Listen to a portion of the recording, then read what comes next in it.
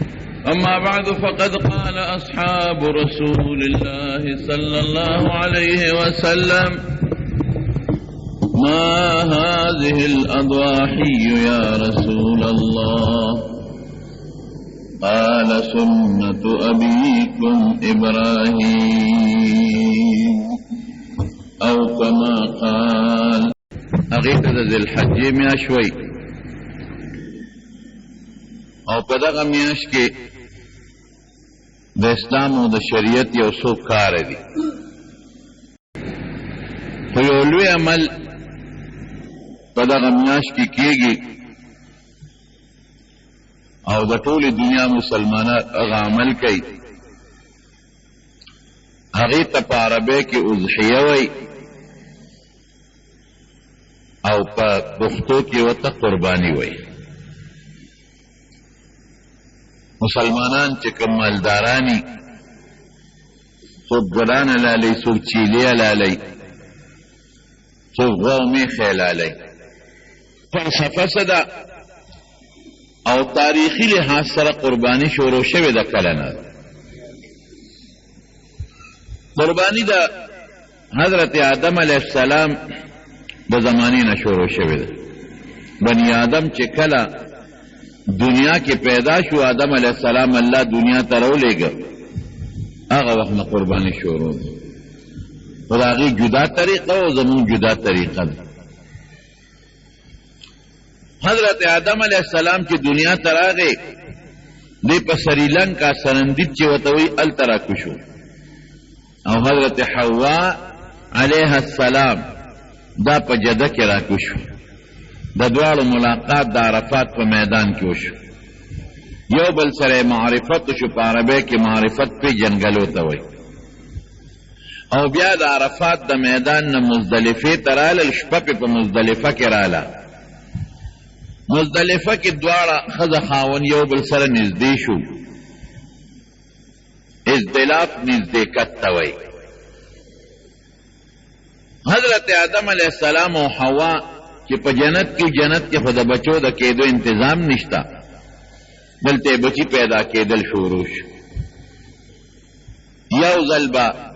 هلک او جینۍ پیدا کېدل،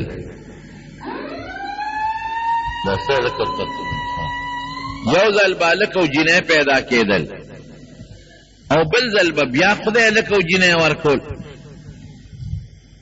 هم په دغه ترتیب به بچی پیدا کېدل چې دا اوس څنګه پیدا کېږي. غلطه مشوره ده. بعضې خلک وایي ویسار به هم بچي کېدل او ماښام به هم بچي کېدل. دا غلطې خبرې، داسې خبره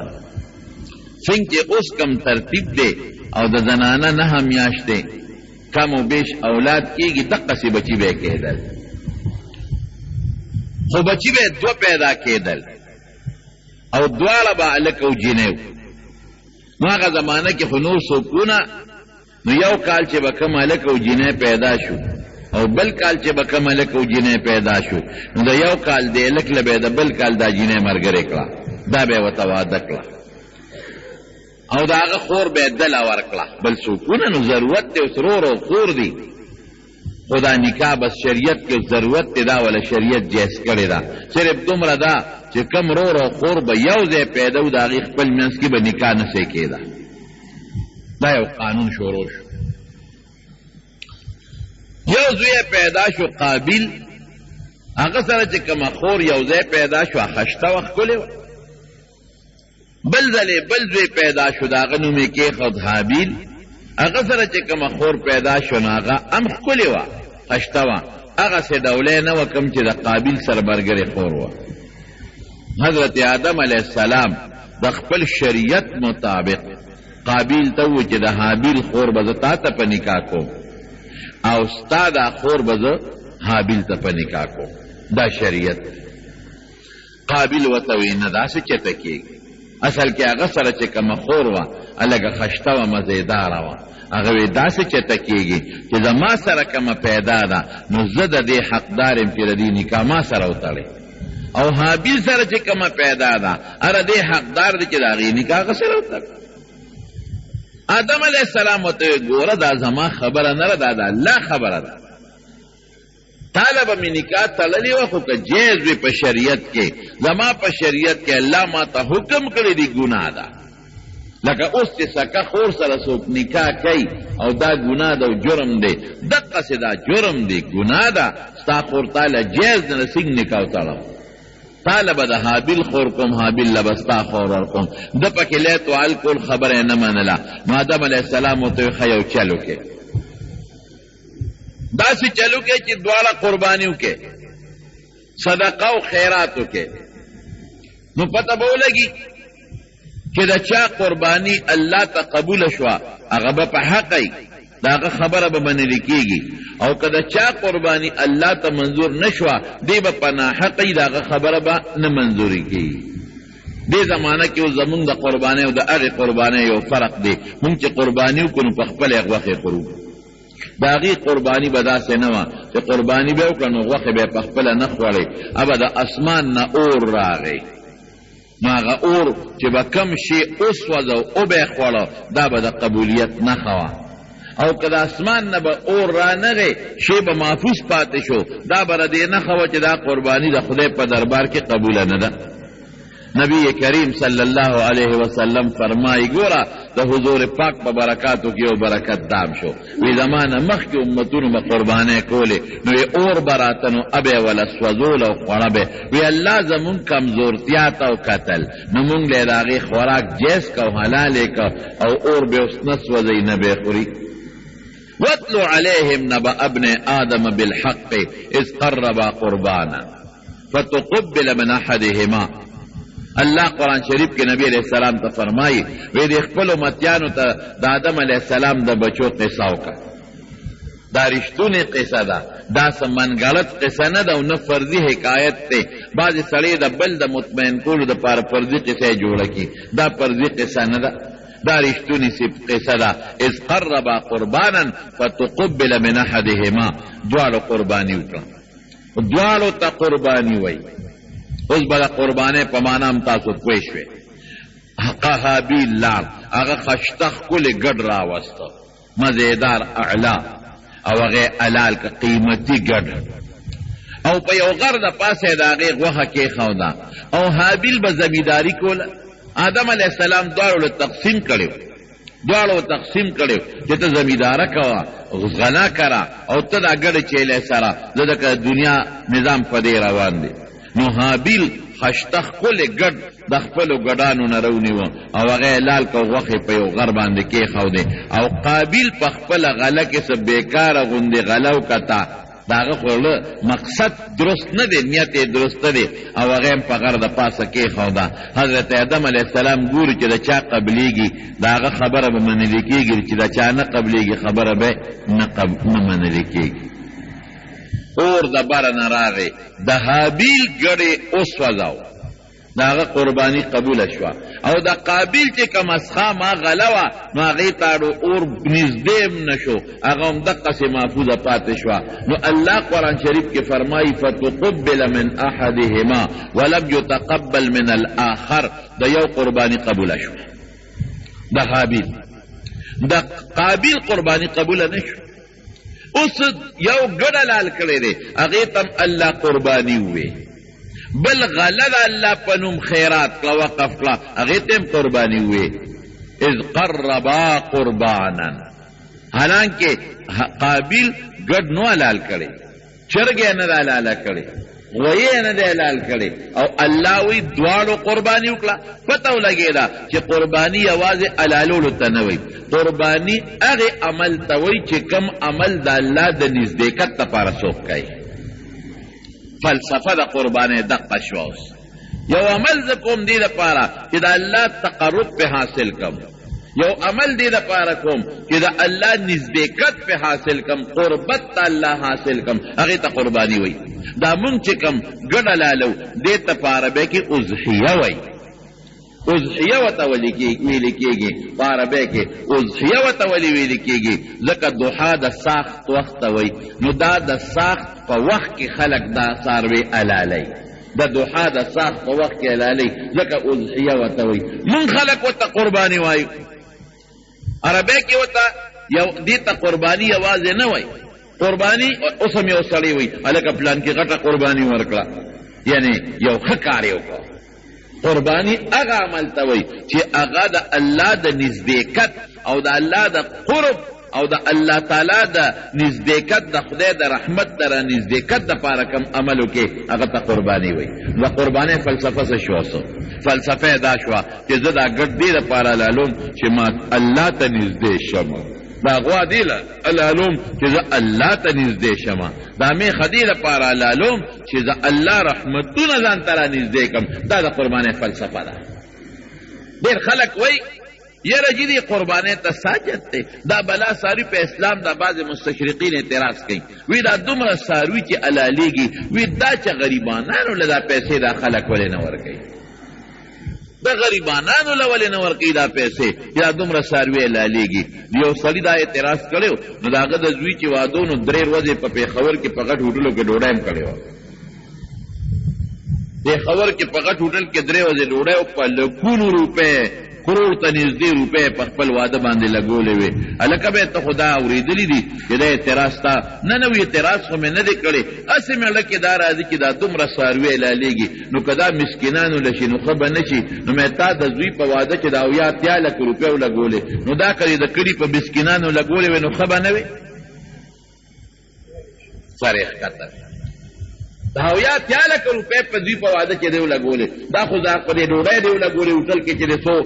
د دنیا وزیرانو لوی لوی خلک د 3 ورځې راوغوښتل هوټل فیسونه دې پکې ورکړل او هغه د ښځې له چې د کومې جامې جوړې کړې دي او خویندو له دې جوړې کړې دي او ځان له دې جوړې کړې دي او کم مہر دی لیکلی دی او کم کالی دی جوړ کړی دی دا چې ټول راغون کې 2-3 کروڑو ته روپو ترې واده رسي او چې کم کور دی ولا جوړ کړی دی قیمتي د 3-4 کروڑو روپو موټرې بنګلې چې دی کومې جوړې کړې دي مې دا مهرباني وکړه داسې وکړه چې دا راوباسو په دې مسکینانو خیرات کا کنه چلو ښایه مونږ ته مونږ به خلکو ته ووایو چې لکه دې کې خو مزه شته دا راځه دا شی به بل طرف ته ډېر خلک داسې وایي که څوک عمرې له ځي دا خلک وایي یاره د عمرې له ځي دا پیسې غریب له ولې نه ورکوي نو ته نه ځې تا هغه خپل غریب له ورکړه که نه چې څوک ځي هغه ته چل مه ښایه ته دا چل وکړه که نه دا خپلې پیسې ته خو نه ځې مالدارې نو چې ته نه ځې مالدارې تا غریب له ورکړې نه به یې غریب له ورکړي نه به هلته لاړ شي هسې به شی پاتې شي هر شي کې خپل خوند دي هر شي کې خپل خوند دي چرګ خوراک کې خپل خوند دي پولو کې خپل خوند دي چټنۍ کې خپل خوند دي اعلی قیمتي ډوډۍ یو سړي ته مخکې پرته وي چرګان پراتی پولونه پراتی چټني پکې نه لکه وي چټني پکې نشته چټني د 50 روپو ټماټر نه جوړېږي او د 1 روپۍ د مرچکي نه جوړېږي او د 2 پیسو د مالګې نه جوړېږي چټني پکې جي نشته هغه یو چټنۍ د وجې د هغې ځان له یو خپل ټسټ دی یو خپل مزه یې د دقسې د عباداتو خپله مزه ده د مونځ خپل مزه ده د روژې خپله مزه ده د حج خپله مزه ده د قرآن شریف د تلاوت خپل خوند دی د جهاد فی سبیل الله خپل خوند دی د دعوت الله خپل خوند دی د صدقې خپل خوند دی د قربانۍ خپل خوند دی دا خوندونه دي که ته خو یوازې په روجو ګزاره نه کوې چې سهار او ماښام ځان له روجې شي نه نه جي کله به روجې خورم کله به د غنمو ډوډۍ خورم کله به د جوارو ډوډۍ خورې کله به چرګ پولو خورې کله به یو شي کله بل شي جامې به کله یو شانه غوندې کله بل رنګ کله بل دا خوندونه دي د ظاهري بدن دپاره دقه رنګې د الله د عبادت خپل خوندونه دي خو موږ په دې خوند نه پوهېږو موږ په خوندونو پوهېږو نه موږ بیماران یو لکه سړی چې ناجوړه شي او تبې وي او صفری وي او دته به ډاکټر وویل لکه کیر خوره او پیرني خوره او دی وایي کیر مې په خولې تریخ لګي تبه مې ده او دا پیرني را باندې ترخه لګي نو پیرني خو ترخه نه ده دی ورته ناجوړه دی چې کله دی جوړ شي ته ورته یو کاسه پیرني کېده او داسې باروز او بیا راشه چې پته ولګي پیش به دومره زر خلاصه نه کي لکه دی چې خلاصوي پیش نه به یې زر خلاصه کي ولې جوړ دی سړی نو چې څنګه مونږ په دې ژبه د دې دنیا مټاس او خوندونه محسوسوو دارنګې د روح خپل خوندونه دي د عبادت خپل خوند دی د مونږ خپل ځان له ټیسټ خپل خوند دی مزېدار لکه د کمیس خپل صفت د پرتوګ خپل صفت دارنګې د روجې خپل صفت دی په روحانیت کې د ټوپۍ خپل صفت دی د واسکټ خپل دی د چوغې خپل دی ګوره دا ټولې جامې دي دا ټولې جامې دي او د پاسه چې چوغات یې د هغې خپل د جرابو خپل د سپلو خپل د هر یو شي خپل خپل ځای دی او خپل خپل خاصیت یې دی دقه رنګې د الله تعالی عبادتونه دي ګورې دا د بدن عبادت دا د مال عبادت دا د دواړو عبادت دا وینه تویوما دا پکې بل عبادت دی نو اصل قربانی فلسفه الله راضي کول دی الله کہ تا اللہ راضی کے او اللہ پس راضی کی گی پس صدقہ راضی کی گی اللہ پس راضی کی گی پبینہ تو یولو راضی کی گی کہ اللہ دا تدا حکم کڑے وے دا اڈرے دا تکڑے وے دا والے دا کدا پینگار کی دا اڈر کڑے وے دا حکم کڑے وے کہ دا زوی بدے لالے بے بے سکوٹ زوس کن حضرت ابراہیم علیہ السلام تے دا اڈر کڑے وے قصه به راته انشاءالله آینده جمعه کې انشاءالله که موقع درته به وویل بله صرف یو جله کې درته ویل الله ورته حکم وکړ منښته یې کړې وه منښته الله ورته حکم وکړ ای ابراهیم نظر پوره کړه منښته دې پوره کړه بیا ورته حکم وکړه منښته پوره کړه بیا ورته اډر وکړه منښته پوره کړه راغې اسماعیل ماشوم پوټینې خشته نیازبین بچے پٹینے بچے او تسوی یا بنی انی ارا فی المنام انی اذبحک فانظر ماذا ترى بچے اللہ نہ اڈر ملاویگی کہ دے حلال کا تاسو خیال دے دا مطلب ہے نو کہ زوی کہ حلال کا لالوم او نہ لالا و نہ لالوم نہ معلومات کئی دزوی زوی میں پرزا او کبے رضا کہ پرزی دا غیر حلالو جدا طریقہ دا او کبے رضی دا حلالو جدا طریقہ دا او که په خوشحاله ځان سملی نو هم به الله وویني او که په زور هم به الله وویني زوی د ابراهیم زوی د علیه السلام اسوی یا ابت افعل ما تؤمر ستجدنی ان شاء الله من الصابرین بابا چې څه اډر کیږي تکلشه ورته زه به دومره صبر وکړم چې نه به لاس درته ورپوم نه به خپه درته ورپوم نه به سترګه درته ورپوم او بویت الته بوته د بنا میدان ته او چړې ورته مضبوطه تیره کړه نو که تا ته خدای اډر کړی وی چې دا زوی دی حلال کا لاول خو یقین نه دی سوال نه پیدا کېږي لنډې د دې چقړو نه دی به زامن به حلالو لکه اوس دې قربانۍ ته دې بډې والي دي قرباني به شل نخرې خلک جوړې کړي د دې قربانۍ نه مخکې د زوی وادي قرضونه هم وله کوي د لوري وادي ځمکه هم وله خرڅوي کور جوړوي هغې له قرضدار هم کوي او چې قرباني راشي یاره صاحب قرضدار یې نه څونه قرضه به 50,000 دکان دی د 100 پیسو دی حساب مې نه دی کړی وي به داسې د 50 شپږو نه نه د ډېرو به د ډېرو به نو 50,000 ته لرې که نو بیا 4.5 لکه روپۍ پاتې کېږي قرضدار هم جي پیسې نشته ځمکه شته که نشته او ځمکه خو شته ګزاره کېږي څومره به یو 10 جیره به خو وایي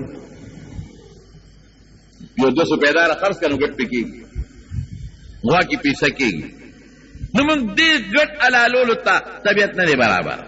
دې ته هم طبیعت نه دی برابر اکثر یاره په چرګ به ونه شي ما وی کېږي خو په هغه پارامي پنډوره په چرګ قرباني کېږي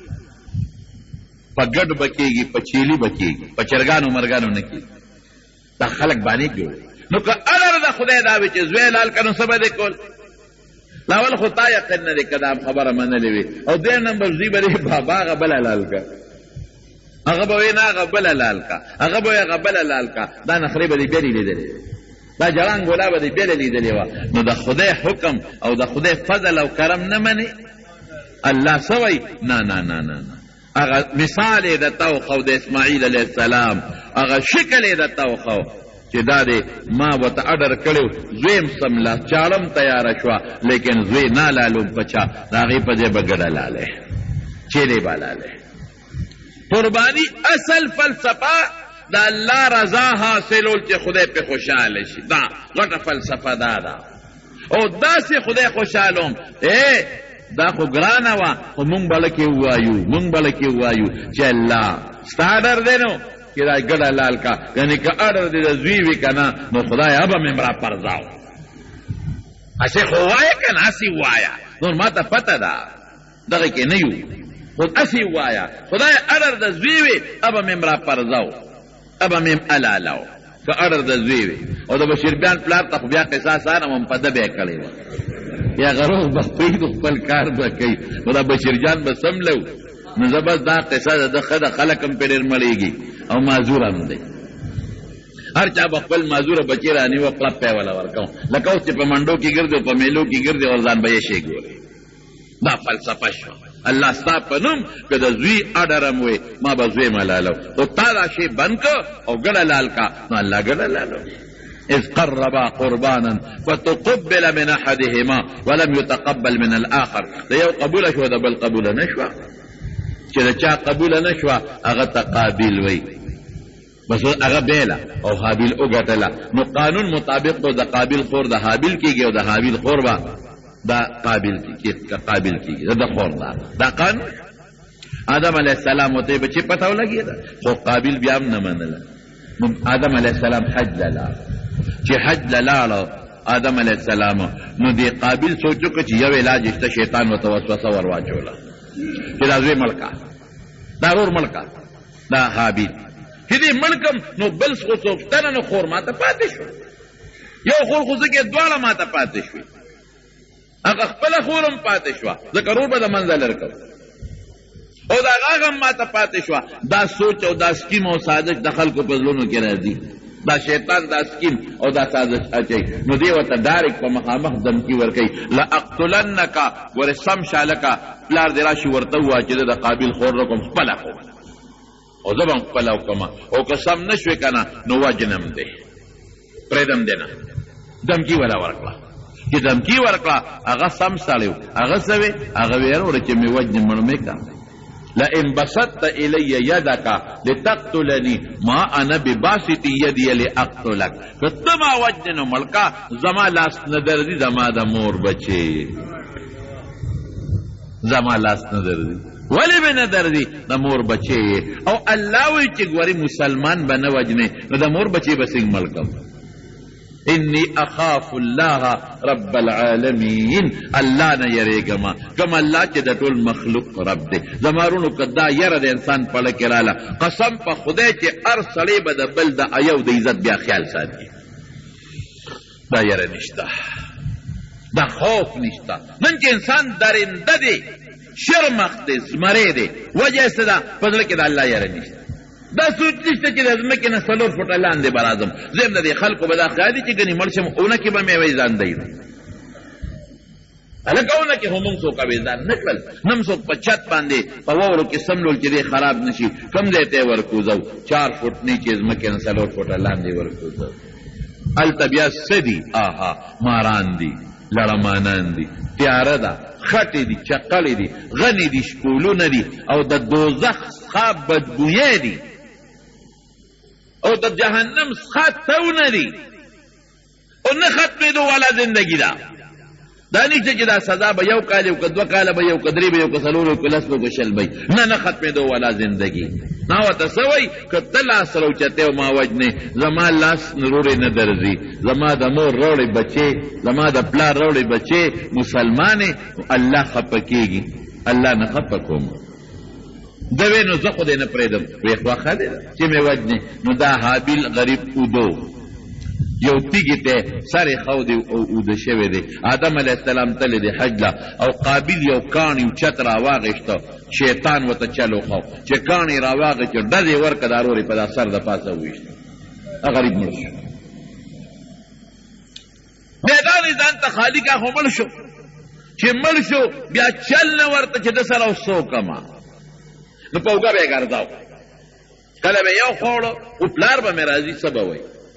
دوس په ټول غواړي دا غام دې سره څه وکړم کله به یو خوا ګرځو کله به بل خوا ګرځو کله به بل خوا ګرځو الله قرآن شریف کې فرمایي فبعث الله غرابا یبحث فی الارض قارغه راغی یو بل سره په جګړه شو یا شکل دا قارغانو دي دا الله مخلوق دي فرشتو یار سچې دي یو قارغه لګي شو بلې مړ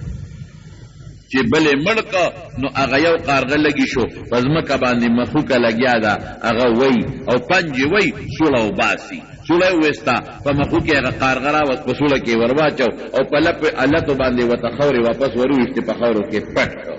فبعث الله غرابا يبعث في الارض ليريه كيف يواري سوءة اخيه چلې ورته وښو چې ضرور دا جوسه به دې څنګه پټې نو به دم دا چل شروع دم کندو کنسته ورورې پکې ور واچاو او بیا لکې څه وایي اعجزتو ان اکون مثله ما له د قارغه په شان پویم نشته قارغه راته چلو خو فاصبح من النادمین بس بیا ستومانو چې څه غلطه مې کړې ده اوهو قتلم وشو رورم مړ شو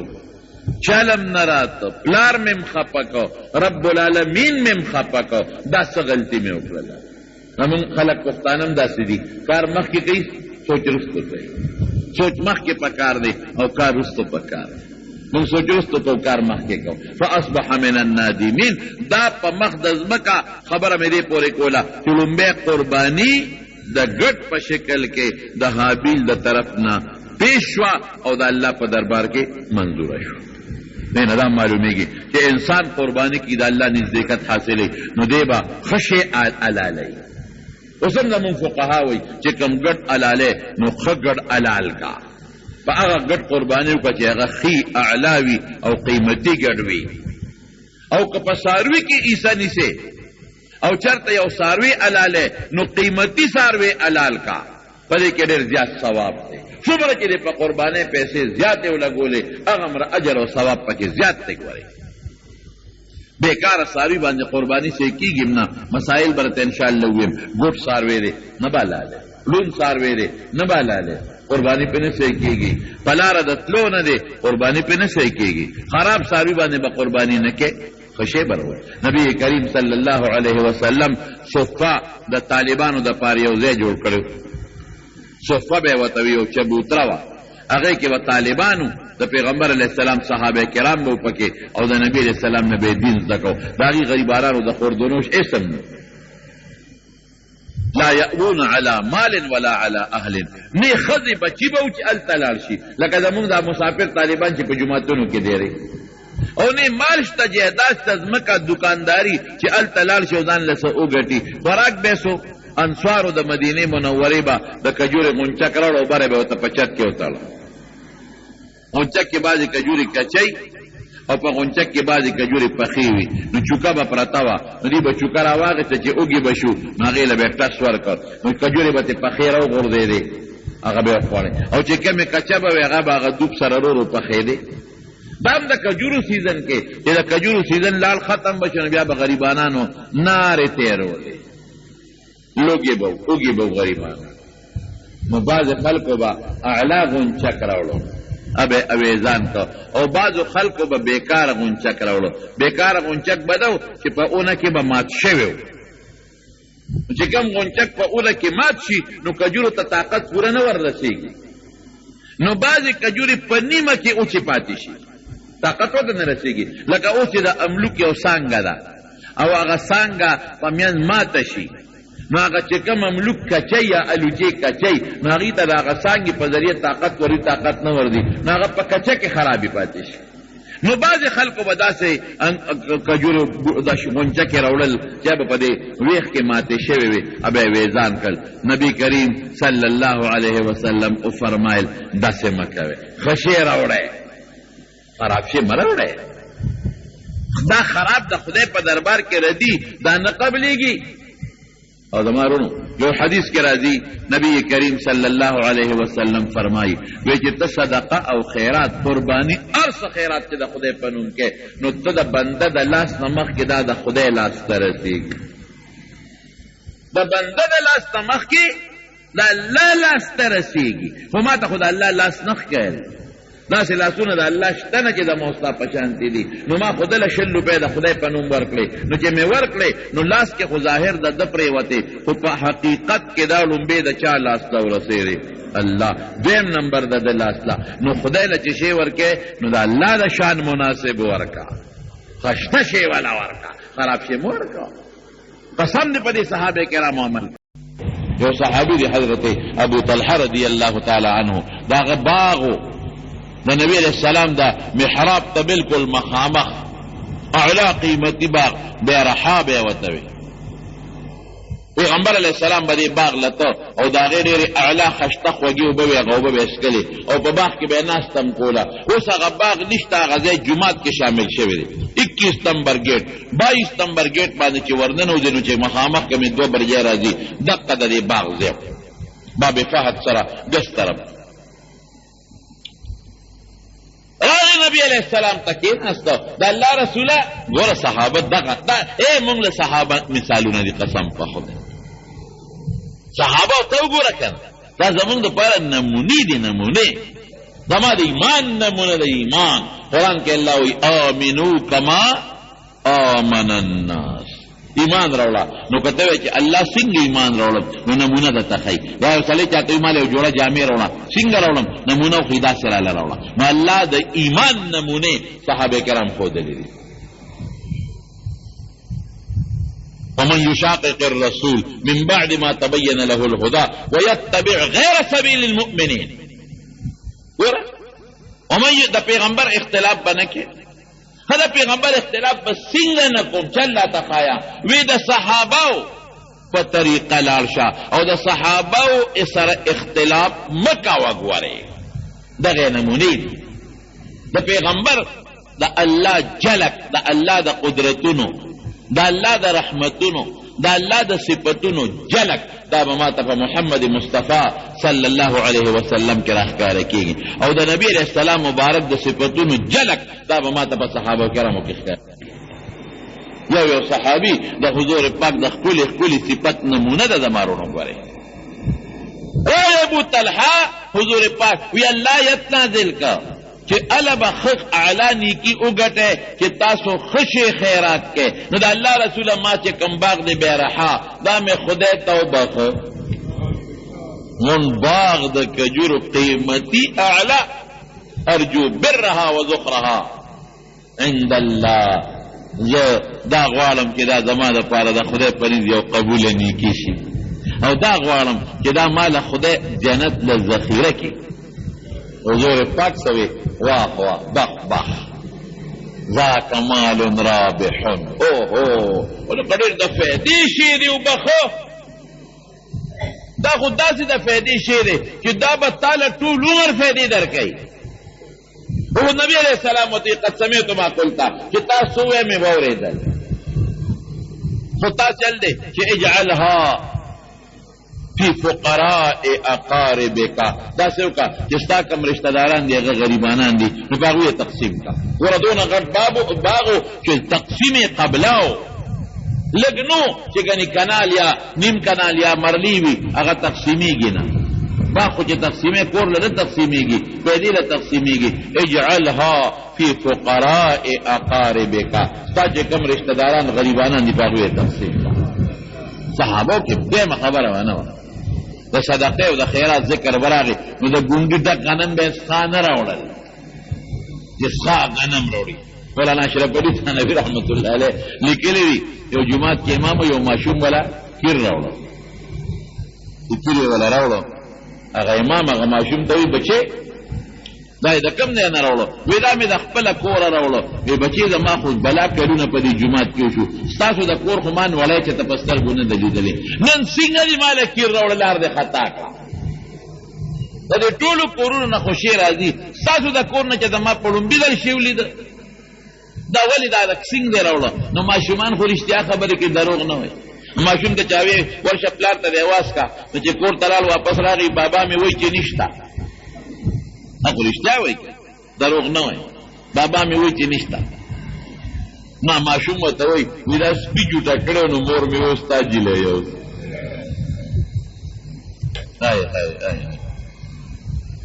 خدای لذي لومبې دا کیر لومبې چا لذي؟ الله لذي. دویم نمبر بیا غریب لروان دی سپي جوټه کړی مور مې اوس تا جیلی یو نو ستا جی غصه شو نا کاسه اوچته کړه ځمکې له یې راوبروله تا خدای بې خوباسه نو چې سپي جوټه که نو ما له یې راوړه زه سپي یم کاسه او هر څه دیوال لو شغول هر څه ډکرې ډکرې کړل نو ماشوم په چغو شو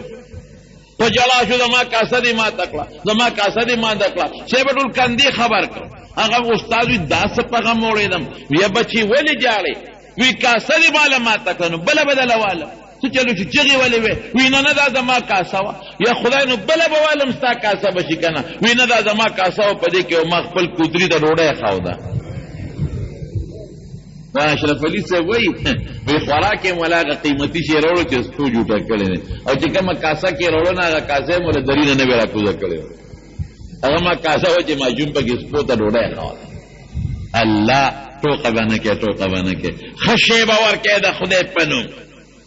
بهترین شی به ورکوې د خدای په نوم کوم شی چې ستا ځان له خوښ دی چې ماله دې بل څوک راکړي دقه شی د الله په نوم باندې ورکړه ولې ځکه لومبې د خدای لاس ته ځي دویم نمبر د بنده لاس ته ځي او یریږه ما نبی علیہ السلام مبارک یو ځل خیرات کو صدقه خلکو له ورکوله یو باندېسې ورته وایي یو باندېسې وی د الله رسوله انفق خرج کوه وی ولا تخش من ذي العرش او د خدای نه مه یریږه چې خدای به دله کمی حضور پاک وخندل ځکه دا د پیغمبر مبارک خپله خبره وه باندېسي په خبره وخندل هغوی بلکل هم دا خبره ټیک ده نو ښه شی به خیرات کې حابیل ښه شی خیرات کا قبول شو قابیل بیکاره ردی غله خیرات کا نیت یې ټیک نو په غلطه نو هغه قبول نشو د هغه اور راغې ګډې وسوځو د ده اور رانغې ګډې ونه سوځو دا نو بیا قرباني په مخ د ځمکه شو دا معلومه شو چې قرباني اذ قربا قربانا دا یوازې ګډ سره تعلق نه لري د خدای په نوم چې کوم شی خیرات کې قرباني شوه دا معلومه شوه چې د الله رضا قرباني ورته ولې وي مقصد د الله رضا او که نیت ټیک کا د قربانۍ فلسفه الله راضي کوم نیت ټیک کا د حابیل نیت ټیک و د دې بل نیت ټیک نو د هغه نیت ټیک و د دې بل نیت ټیک نو نیت ټیک و د هغه قبوله شوه د دې بل نیت ټیک نو قبوله نه شوه دې وجې نه زموږ علما لیکي که نه د قرباني چې کې خالص د الله نیت کوو او فقهاو لیکلي دي که یو سړی ګډ اعلی قیمتي د 50,000 راوسته او نیت یې د خدای نه دی د غوښې دی چې مړه غوښې به وخورو قرباني ونه شوه حتی اوه کسان په یو څاروي کې شریک دي د یو کس پکې نیت د غوښې دی د دې اوه واړو نه شوه نیت به د غوښې نه کې نیت به د الله د رضا کې فلسفه یې دغه ده صرف د الله د رضا نیت دا فلسفه ده دې وجې نه علما دي چې ځان ځان له قربانۍ کوي اوه کسان دي شپږ کسانو مال حلال دی د یو مال پکې مردار حرام دی د دې ټولو نه شوه د یو هم پکې ونه شوه ځان له کوه په خپلو حلالو پیسو غوښې نیت به نه کې ته به یې راځي وړله خو راځي هر چا له راځي چې غوښه به وخورو وړله راځي دویم نمبر کړله راځي ستا د وس نه بار خیر دې پروان دا راځي مونږ ټولو ډول راځي چې غوښه به مو خو ګوره مو ته وایي هلکه ښه څاروی والی پروس کال څاروي غوښې خرابې وي ښه بېدلې وي خشته غوا ټیک ده که دویم نمبر دا اړه راځي چې دا غوښه به مو خورو غریبانانو له به م ورکو ټیک ده خو ایک نمبر لومبې نمبر نیت پیدا الله د رضی دا لومبې قرباني په مخ د ځمکه و دی فلسفه چې دا الله رضا کم او په دې رضا کمه چې د وینه یوازې داسې نه ده دا علاله دا د ډېرو ملتونو رواج دی د ډېرو ملتونو یهودیان هم ذبح کوي عیسایان هم کوي خو خنزیران عیسایان خنزیران حلالوي د هغې خپل تهوارونه دي هغې د دنیا تهوار دی اختر دی زما اختر عبادت دی عبادت سره تعلق لري منګړ حلالو چیلې حلالو حلال شی حلالو هغې خنزیران حلالوي مردار ګند یوه او د ژوند په دنیا کې د خلکو رواج څه دی چې وادي نو ذبح حلاله کوي که نه کوي د زوی وادي سنت یې د زوی هغې کې کوي که نه کوي وره رواجونه یې حلالې او چې پیدنې پکې کوي که نه کوي عقیقه ده پکې کوي که نه کوي او که څوک د چا نه خپی او رضا کوي یې زمونږ د پښتنو رواج څه دی ګډ برته حلال کړي بلکې بلوچستان کې دا رواج اوس هم شته بلوچستان کې او زمونږ په دې ډېر اسماعیل خان د شمالي علاقو کې اوس هم دا رواج شته چې څوک راضي کول غواړي بس د شپې په پټه چې هغه خبر نه کړي نو فورا یو 15 شپږ لس هر څونه چې وي ګډان بوځي او چې بویه ځي نو به د هغه د کور په دروازه کې دننه ورته حلال کړي بس رضا دی بس مړی مو ته په دې بخي که مخ اپې خبر شو او په لار کې ګیر که خو بیا نه پرېږدي خو که ده هوښیارتوب وکړو او شیه ورسو او د هغه په کوڅه کې ګډه لال کو او په ټوپک سره م راووت پلار دی والا وجلې ټوپک سره م راووت او هلکه ګډ دی لال که ما ته دا مې راته لال که بس وي ما وبخلې ختم دا رواجونه د دنیا رواج نه خو ګډه لالی د زوی واده له خو ګډه لالی د لور په واده کې خو میخه او غوی لالی او که سفر نه راشي نو دوستانو له ډوډۍ کوي نو بیا لالی هلکه راځئ او چیلې به درته لال کم او که د خدای دپاره شي او پته خوري خدای نه خوري او نه پرشتې خوري ستا په بچو یې خوري ستا په غریب رور یې خوري ستا په مسکین یې خوري ستا په ګاونډي یې خوري نو شل خبرې پکې جوړې کړي نن سبا خو پرجونه د خدای لري او پریزره د خدای لري پخوا خو به مونږ مولیانو خلکو ته وي چې غوښې درې ځایه کړې هلکه یو ځای په خپلو خورئ او یو ځای کې رشته دارانو له ورکې یو غریبانانو له ورکې اوس خو بس خبره خلاصه شوه اوس خو پرجونه پراته دي او رښتیا درته وایم د دې ورځو کې ورشئ د پرجونو تپوس وکړئ د نورو ورځو په نسبت به 2-4 روپۍ ګران به میلاوي او رش به هم ډېر زیات دي ولې د قربانۍ ورځې را روانې دي پرک ته غوښه وخېږي هلکه سرمن ګوره د خدای رضا جي الله وایي څه وایي سرمن چې کومه ده نغده سرمن ته په کار راولې نو راوله خو که په کار چاله خیراتي ورکه بهتره خبره قصاب له اجرت کې مه ورکوه او چې دې خرڅه کړه نو بیا به غریبانو له پیسې ورکې مالدارانو له به نه ورکې او که نغده سرمنې نو مالدار له م ورکولی شي غریب له م ورکولی خرڅه دې کړه بیا به خامخا غریب له ورکې مونږ خلک ورسره څه کوو سرمنو پیسې را جمع کړو نو یو کس سره کېدو دا به زمونږ د جومات د امام صاحب تنخواګانې شي دا به زمونږ د جومات د امام صاحب میاشت په میاشت تنخواګانې به شي خدای ته وګوره دا جومات د امامتي دله د قربانو د سرمنو په بیه کې رواج شو رواج امام له ځان له تنخوا ورکه وکړه خیراتي ولا سرمنې ورکه غونډې ولا ورکه دا ستا شو بل غریب له ورکه فقیر له ورکه دا ستا شو رسیل مې ولا خیراتي ورکه لیکن په دې چې دا به کېدمو میاشت په میاشت به بیا امام له تنخوا کې ورکړو مونږ دله کوي د هغې تنخوا ځان له ورکړو که زما وروڼو قرباني مقصد لوی مقصد ده چې الله رضا کړم او بل څه دي یاره ما نه خو به خامخا ګناه شوي ما نه به الله خفه شوي نو الله چې خفه کوم په څه به یې راضي کړمه الله چې دا ځان درته حلال کړمه الله چې دا ځان درته حلال کړم خو ځان خو نشم تا بند کړی ما نو الله یو ګډ به درته حلال کړم الله زوی به درته حلال کړمه خو زوی خو م الله تا بند کړی ما چې نه به حلالې نو پروردګاره دا ګډ به درته حلال کړم په دې به رب العالمین خوشحاله کړي صحابو دا قربانۍ کړې دي قسم په خدای جهادونو کې ول خپل بچی په مخه ورغلي دي او په ورغړوالي دي جنگ بدر کې د حضرت ابوبکر صدیق رضی الله عنه زوی دی عبدالرحمن د دشمن په صف کې دی مبارزه به کېده نو صاحب هغه میدان ته راووت او چغې کړې هل من مبارزین شته چې څوک میدان ته راوځي چې ابوبکر صدیق واورېدل د زوی اواز خلک پیژني نو ویې پیژن چاته وی دا د عبدالرحمن اواز نه دی وی دی بس تورې له یې کړس ورکړه وی در ووتمه نبی علیہ السلام کلک د مټه ونیوه وی نه ته به نه وځې بل څوک به وځي دا د زوی قرباني شوه که او زنانه ای ښځه حضور پاک لراله او ماشوم د وروڼي بچی والا راوړه پوټینې او حضور پاک جهاد لته وته داسې مخامخ کا وی د الله رسوله بېګا ټوله شپه مې جړلې دي ولې دې جړلې خیر دي وی ته جهاد له روانې زما خاوند په پلانکي جهاد کې تا سره شهید شوی دی نشته زوی مې په پلانکي کې شهید شوی دی نشته پلار مې شهید شوی دی نشته رو په پلانکي کې شهید شوی نشته نن بېګا مې سوچ کو چې زما څوک شته نه دومره بې څوک یم چې حضور پاک سره په جهاد کې لاړ شي دا ماشوم مې راوستی په دې بچي څوک هم په دې ماشوم نه خو توره چلولی شي او نه منډه والی شي ښځه ورته چل ښایي چل ورته ښایي وایي د الله رسوله دا یو صحابي له ورکړه تا سره به یې بوځي او چې په تاسو د تورې غشې نیزې غزار کوي زما دا بچي به ورته نیسي ډېر یې مړ شي خو چې ته بچ شي دې ته قرباني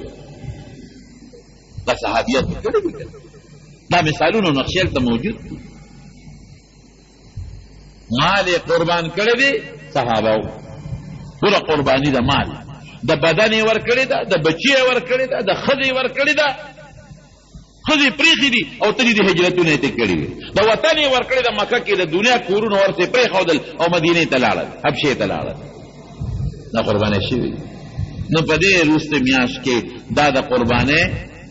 لږ تاریخ مې راته ووې زمونږ دا قرباني د چا طریقه ده نو صحابه د نبي علیه السلام نه تپوس وکړو ما هذه الاضاحي یا رسول الله دا مونږ چې قربانۍ کوو څه شی دی وی سنت ابیکم ابراهیم دا د ابراهیم علیه السلام ستاسو پلار ستاسو نیکه ابراهیم دا هغه طریقه ده وی زمونږ دپاره پکې څه دي د الله رسوله دا نه وایي چې ښه مونږ خو غوښې به وخورو نه مونږ لپاره پکې څه دي د الله رسوله وی هر ویښته باندې او د وړۍ په هر تار باندې ستاسو دپاره د خدای په نزد نیکي ده